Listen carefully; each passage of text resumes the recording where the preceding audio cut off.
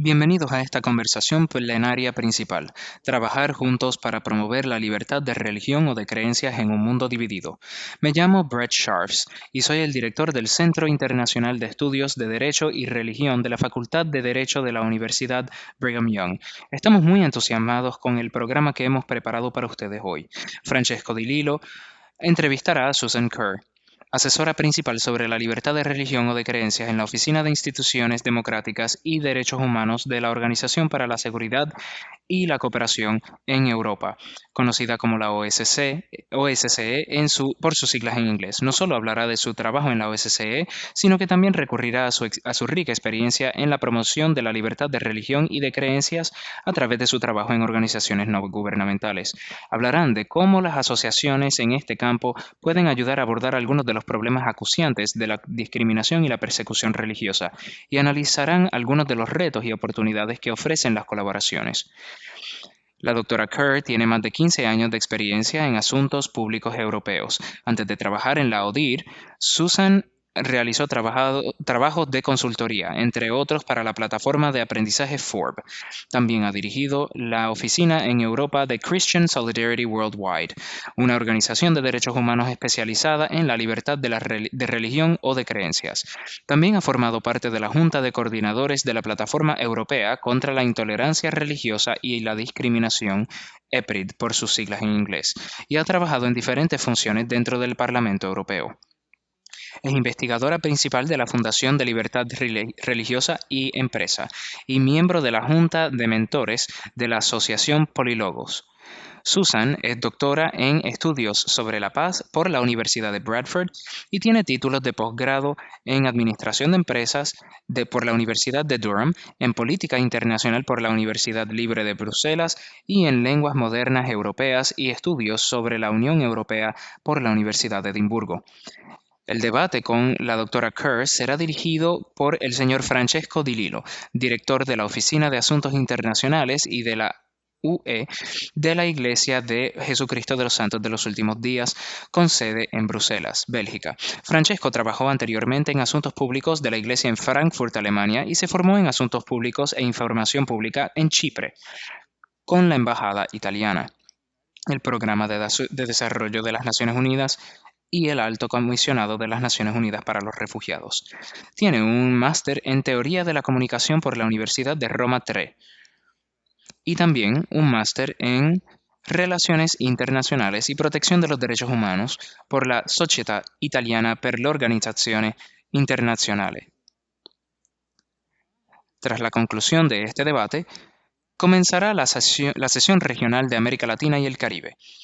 Pueden participar en esta sesión conectándose de la manera habitual a través de la página web de nuestro centro. Gracias y, Francesco, adelante.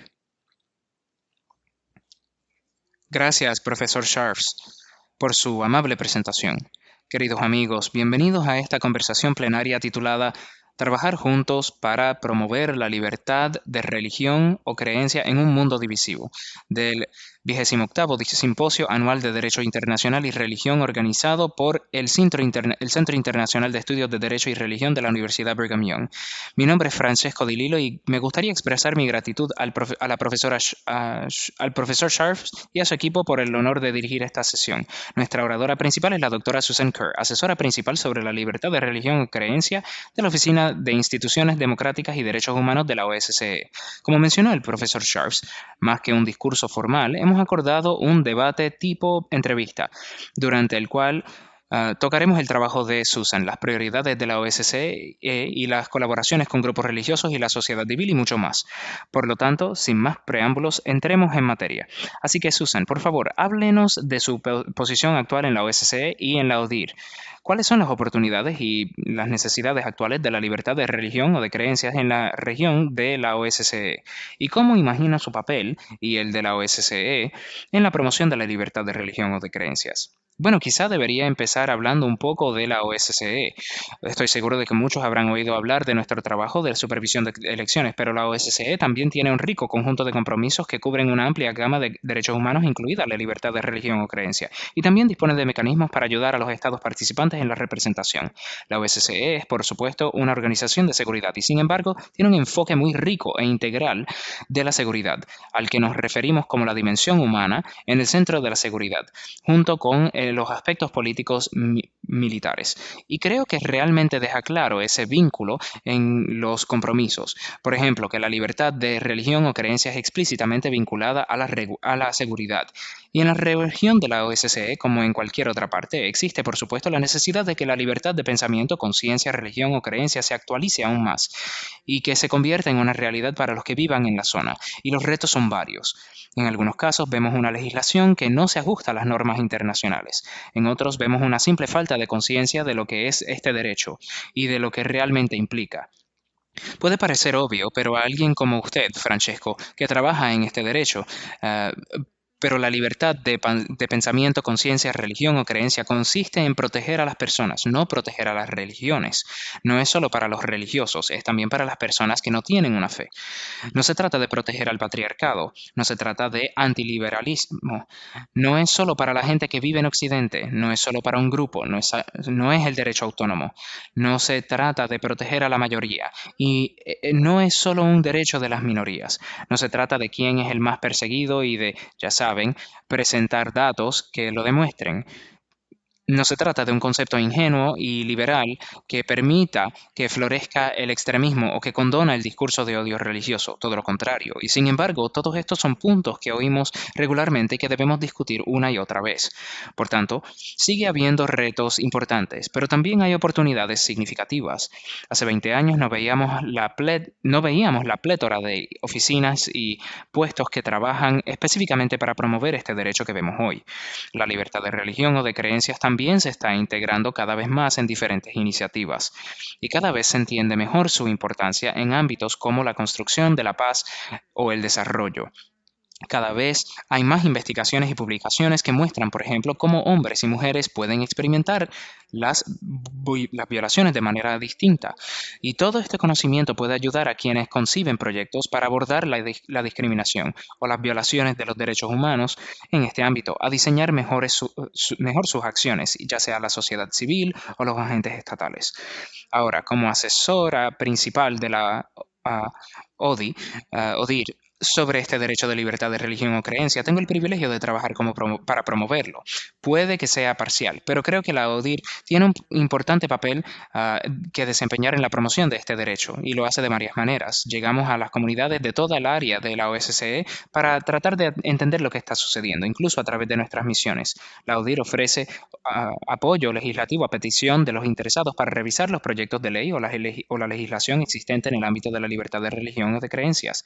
También trabajamos para avanzar en la comprensión de este derecho y hemos elaborado una serie de publicaciones que analizan específicamente áreas como la libertad de religión o de creencias en la seguridad o la personalidad jurídica de las comunidades religiosas y de creencias. Celebramos actos que reúnen a distintos expertos o actores de la sociedad civil o responsables políticos para debatir sobre áreas de interés u oportunidades. Llevamos a cabo proyectos y participamos en el desarrollo de capacidades de una amplia gama de partes interesadas. Y quizás debería señalar que la ODIR también tiene un panel de expertos en el área de la libertad de religión o creencia que nos ayudan en nuestro trabajo. Y tal vez debería mencionar también que las asociaciones con otras organizaciones son cruciales para ayudarnos en nuestro intento de asistir a los estados en disipación en la implementación de sus compromisos en esta área. Gracias. Gracias, Susan. Ha sido una introducción muy completa a su trabajo y a la de la ODIR, y algunos de los temas que ha mencionado los abordaremos sin duda durante nuestra conversación. Permítame preguntarle ahora, dado su rico historial de trabajo en temas de FORB con organizaciones de derechos humanos, debo mencionar su trabajo anterior con Christian Solidarity Worldwide. y su contribución a EPRID, la Plataforma Europea contra la Intolerancia Religiosa y la Discriminación. Todavía recuerdo esos buenos momentos trabajando juntos en esos temas aquí en Bruselas.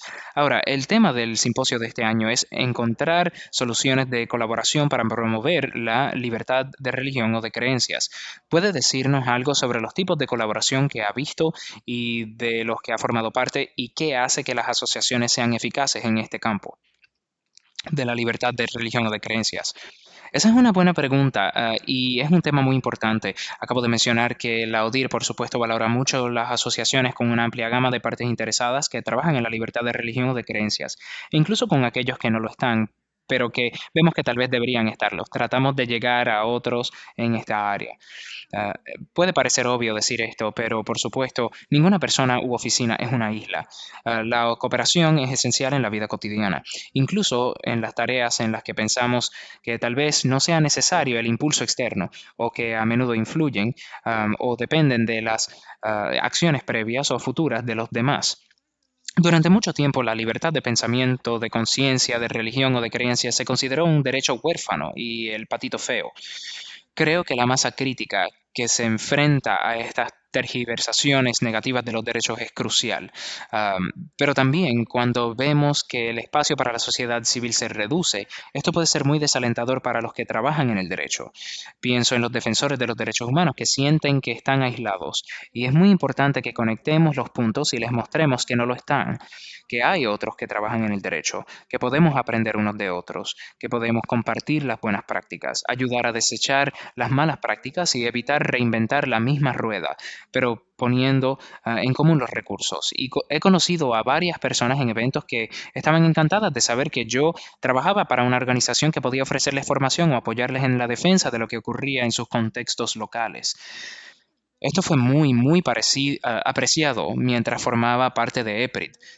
Todos representábamos a diferentes organizaciones con diferentes folclore quizás, pero todos estábamos de acuerdo en la importancia de la libertad de religión o de creencias desde nuestros distintos puntos de vista y todos aportábamos conocimientos diferentes. Al trabajar juntos pudimos entender diferentes perspectivas, aprender sobre temas relacionados con la libertad de religión y de creencias que no estábamos cubriendo nosotros mismos, unir los recursos y la experiencia de las diferentes organizaciones que formaban parte del EPRID, en la organización de eventos, en la publicación de declaraciones o cartas conjuntas para presentar el mensaje de que la libertad de religión o de creencias es para todos, que no es un interés especial de un grupo religioso, que no es una especie de caballo de batalla de una ONG en particular, sino que es un derecho humano fundamental. Y esto quedó más claro cuando hablamos con una voz común. Por supuesto, las organizaciones de la sociedad civil como CSW son actores fundamentales a la hora de identificar a los que se están quedando atrás y abogar por aquellos a la hora de emprender programas, ofrecer apoyo, rellenar lagunas de datos, identificar tendencias regionales o más amplias. Y de nuevo, todo esto requiere de cooperación, desde la recopilación de información, las asociaciones locales, la información a otros, la oferta de formación cuando hay necesidades que satisfacer, la potenciación de otras organizaciones mediante el intercambio de experiencias. Cuando estas organizaciones participan en la labor de paz y reconciliación, pueden defender a los marginados y apoyar sus voces en los foros internacionales, lo que a menudo puede parecer un imposible para las comunidades locales. Y Francesco, usted sabe a quién llamar por teléfono, pero no es necesariamente esa la realidad para todo el mundo en la comunidad local que está luchando tal vez con ciertas cuestiones en el ámbito de su libertad religiosa. Gracias, Susan. Esto me lleva a mi siguiente pregunta, que tiene que ver de nuevo con las colaboraciones. Conseguir un cambio duradero en la libertad de religión o de creencias es un reto que implica a una enorme variedad de actores, como ha mencionado en su última respuesta. Lo ha mencionado. Actores que van desde las ONG hasta los líderes religiosos, los grupos interconfesionales, el gobierno y las organizaciones académicas e intergubernamentales. ¿Cómo caracterizaría el papel que estos grupos y organizaciones pueden desempeñar para mejorar la libertad de religión o de creencia sobre el terreno? ¿Y cuáles son los puntos de intersección importantes en su trabajo? Podría decir muchas cosas en respuesta a esto, pero intentaré ser concisa. Cada uno de los actores que ha mencionado tiene un mandato o un papel diferente en la sociedad. Por supuesto, los estados son portadores de obligaciones. Algunos de los otros actores que ha mencionado podríamos decir que son portadores de deberes morales. Y cada uno de ellos tiene una capacidad diferente de efectuar cambios, de influir a los demás, en los demás. Y dependiendo de una serie de factores diferentes, quizás los datos que tienen a su alcance, los recursos que tienen, la investigación que producen o a la que tienen acceso, su seriedad en el tema, lo bien que son capaces o cuán capaces son de entender el derecho, su razón para comprometerse en el tema. Creo que hay una serie de factores diferentes que entran en juego. Y cada actor tiene también sus propias redes, llegan a diferentes estructuras y contextos, y por supuesto algunas personas llevan varios sombreros a la vez. Por ejemplo, pienso en los líderes religiosos que he conocido que también son académicos, o que quizás trabajan para una ONG, fundada como una organización benéfica que también se ocupa de la libertad de religión o de creencias. Los líderes religiosos pueden tener una posición dentro de la comunidad que les permite llegar y educar a personas dentro de sus comunidades a las que otros no pueden llegar. Recientemente he hablado con varios representantes de comunidades religiosas que me han contado cómo han fomentado la vacunación en su comunidad contra el COVID, por ejemplo. Y en su situación, fueron capaces de aprovechar la confianza de los miembros de su comunidad y la autoridad que tienen dentro de esas comunidades y movilizar a los miembros para que actuaran. Ahora bien, algunos de los otros actores que ha mencionado no habrían tenido ese mismo nivel de confianza y no habrían sido capaces de movilizar a los mismos actores de esas comunidades para que se vacunaran. Los académicos, por supuesto, pueden proporcionar investigaciones que pueden alimentar el trabajo de las ONG o de los responsables políticos. En términos de intersecciones, entonces, creo que se trata de encontrar el factor motivador común, que es el bienestar o el sufrimiento humano. Dos caras de una moneda, quizás, donde hay una falta de libertad o de religión o creencia, digamos que el sufrimiento humano. Pero también se trata de practicar lo que se predica, si me disculpan el giro de la frase. Si hablamos de la importancia de respetar la libertad de religión o creencia de todo el mundo, de respetar y proteger el derecho de todos a participar en la esfera pública, tenemos que tomárnoslo en serio. Tenemos que ser justos y no discriminatorios en nuestro enfoque. No debemos ofrecer la libertad de religión o creencia a algunos, considerándolos como ciudadanos de clase superior, tal vez, y no a otros, ya que esto, en última instancia, socavará todo el esfuerzo. Lo siento, hay mucho más que podría decir, de hecho, pero creo que ya he respondido. No, eso es excelente. Muchas gracias, Susan. Por cierto, si tuviéramos horas, me gustaría tenerla aquí mucho más tiempo, pero por supuesto estamos limitados por el tiempo. Pasemos a un aspecto del trabajo de Forbes que es especialmente importante sobre el terreno, pero es importante en todos los aspectos, ¿no? Pero especialmente sobre el terreno, a nivel local. Se trata de la libertad de religión o de creencias y de las asociaciones interreligiosas. Ahora bien, este puede ser un campo sensible para algunos individuos o grupos. La asociación y la colaboración puede considerarse como una renuncia o un debilitamiento del propio compromiso religioso, o, en el caso de los estados y los grupos intergubernamentales, una renuncia a compromisos similares de neutralidad e imparcialidad. Así que ahora todos los grupos tendrán límites en cuanto a lo que se sienten cómodos apoyando o defendiendo. ¿Cómo pueden los grupos con diferentes compromisos básicos trabajar juntos en la promoción de los derechos humanos y la libertad de religión o creencia? Otra gran pregunta, diría yo. Tiene toda la razón en que puede ser un área muy sensible para algunos individuos y grupos, especialmente diría yo cuando entienden la necesidad que tienen de la libertad de religión o de creencias para los suyos, pero quizá temen lo que podría suponer si todo el mundo tuviera ese derecho. Creo que esto se debe a un malentendido fundamental sobre lo que implica la libertad de religión o de creencias, que no es un derecho, que es una especie de ideal vago, pero satisface necesidades humanas básicas.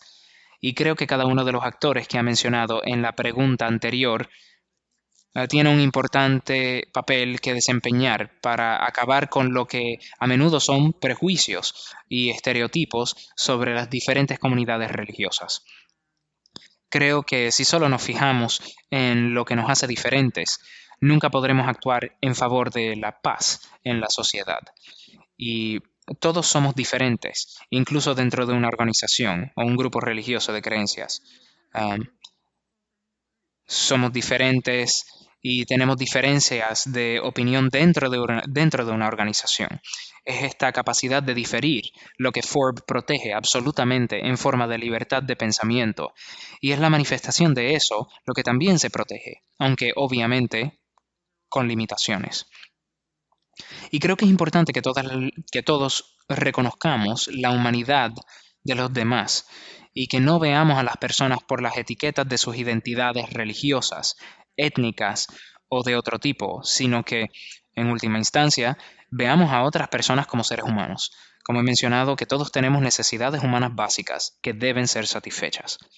Y estos derechos humanos responden a algunas de estas necesidades humanas básicas. Y cuando vemos a la gente de esa manera, quizás sea más fácil encontrar los puntos comunes, encontrar esos puntos de dolor comunes. Quizá ninguno de nosotros vive en una comunidad en la que haya mucha basura tirada en la calle. Am, este es un punto doloroso común que muchos de nosotros sí tenemos, sin embargo, y sobre el que quizás podríamos actuar todos juntos. La gente que se reúne y actúa, ¿verdad? Así. También creo que es muy importante abordar las cuestiones de percepción, también dentro de la propiedad, dentro de la propia comunidad. Y aquí, de nuevo, creo que los líderes religiosos tienen un papel muy importante que desempeñar. He visto ejemplos maravillosos de comunidades que asisten a a las ceremonias de los demás, para mostrar que están ahí para las otras comunidades. Solidarizarse cuando quizás haya habido ataques contra lugares religiosos y hacer declaraciones que condonen esos ataques a lugares de otras comunidades religiosas. Creo que también usted ha mencionado, volviendo a la pregunta, la creación de coaliciones. Y creo que en realidad se trata de encontrar principios comunes compartidos.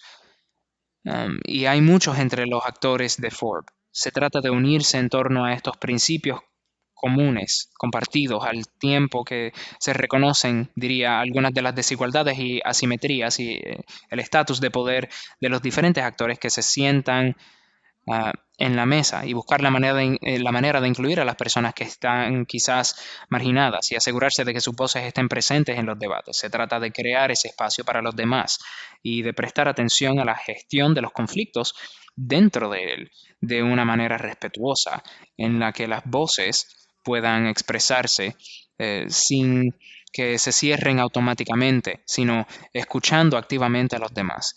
Creo que estos son algunos de los puntos que yo plantearía en torno a eso. Gracias, Susan. Permítame que le haga una pregunta específica sobre esto.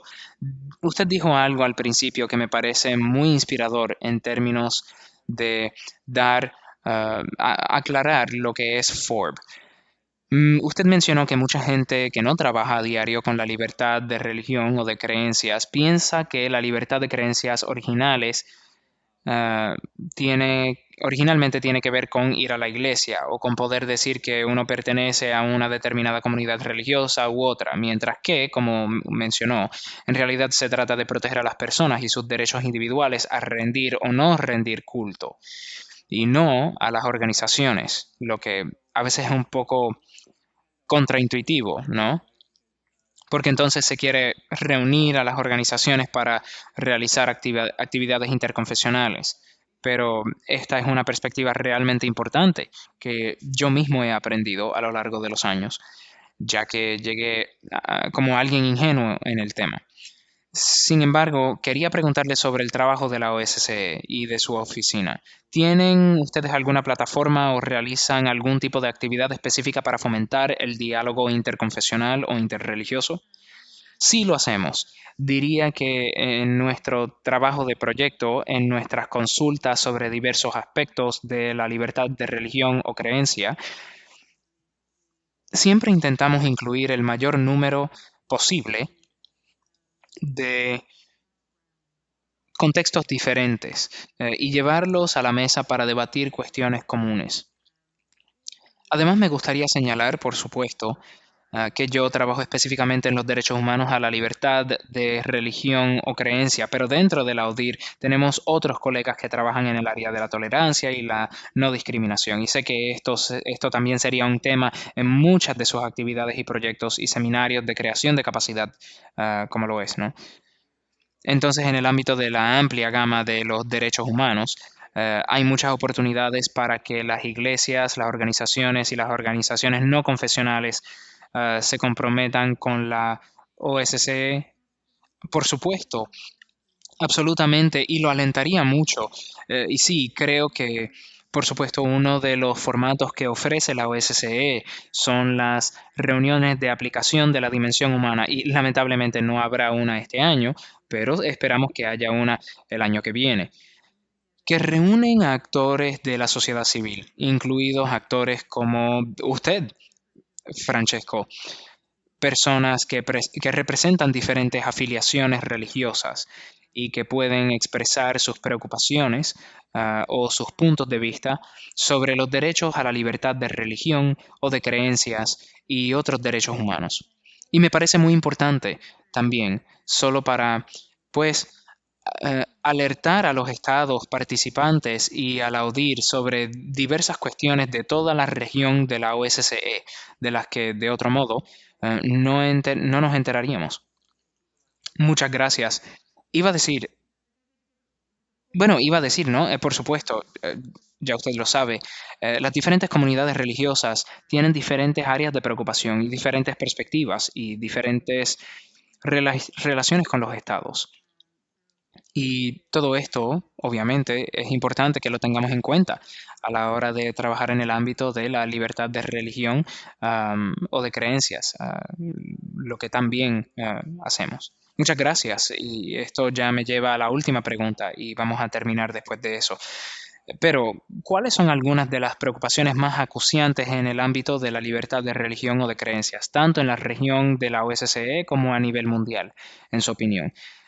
¿Qué tipo de asociaciones le gustaría ver que pudieran marcar la diferencia a la hora de abordar dichas preocupaciones? Y en el otro extremo, ¿qué tipo de colaboraciones se están haciendo o se hacen bien que podrían suponer una contribución significativa?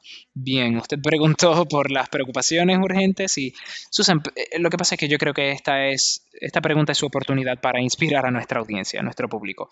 Ah, vale, genial, gracias. Bueno, gracias por darme esa oportunidad. Yo diría que hay una serie de necesidades urgentes en el ámbito de la libertad de religión o de creencias, y creo que una de las principales que he planteado antes es la concienciación básica de lo que es este derecho.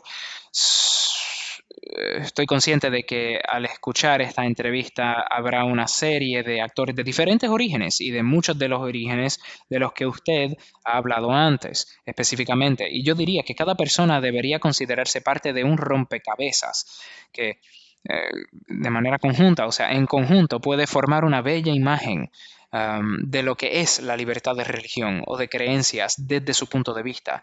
Así que desde el punto de vista académico se pueden aportar datos, se puede investigar lo que realmente está ocurriendo sobre el terreno en una serie de países, o quizás simplemente concienciar sobre los diferentes elementos del derecho a la libertad de religión o de creencias que se malinterpretan. Es un derecho bastante complejo y en la superficie hay un mensaje muy básico, pero hay muchas formas diferentes en las que se materializa el derecho y hay muchas formas diferentes en las que se produce la discriminación por motivos de libertad de religión o de creencias y que se producen vulneraciones. Así que creo que el mundo académico tiene un papel importante a la hora de asegurarse de que hay datos e investigación. Creo que las organizaciones internacionales tienen una plataforma en la que podemos reunir a diferentes actores para debatir algunas de estas preocupaciones, debatir los problemas urgentes, llegar a los estados participantes y a los estados miembros de las diferentes organizaciones, sensibilizarlos, desarrollar sus capacidades, las capacidades de sus organismos de aplicación de la ley o de los funcionarios públicos, también de las comunidades religiosas y de creencias, creo, solo en diferentes áreas del derecho que se aplica a ellos, de diferentes maneras que podrían ser sensibles al derecho, diferentes maneras que pueden participar tal vez con las comunidades religiosas o de creencias. Creo que hay una serie de papeles que podemos desempeñar y que desempeñamos, pero que quizás podríamos hacer aún más. Y como he mencionado, hay una plétora de nuevos puestos que han surgido en los últimos años en el ámbito de la libertad de religión o creencia. Creo que se trata de un avance muy bienvenido. Creo que contribuirá a aumentar la concienciación de que hay cuestiones que debemos abordar en toda la región de la OSCE, pero también en el extranjero. Y ya saben, ¿no? Lo eleva a la agenda política. Yo diría que las organizaciones confesionales también tienen un papel importante que interpretar en la educación de sus miembros, miembros de iglesias, de organizaciones religiosas, de comunidades de creencias, sobre la importancia de este derecho para ellos. Pienso, por ejemplo, en los humanistas. Usted los mencionó.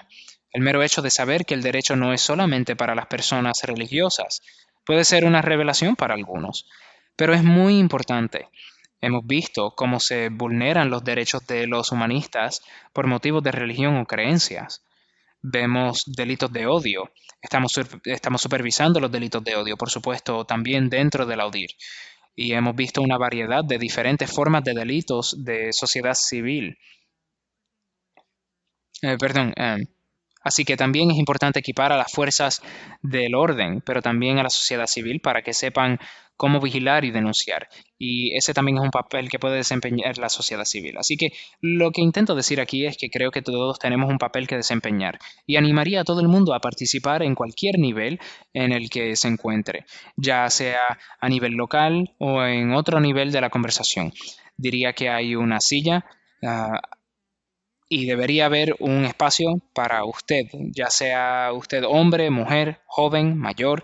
ah, no se dejen desanimar por los interlocutores que pueda haber, pero reconozca que debe tener voz en esta conversación y asumirla.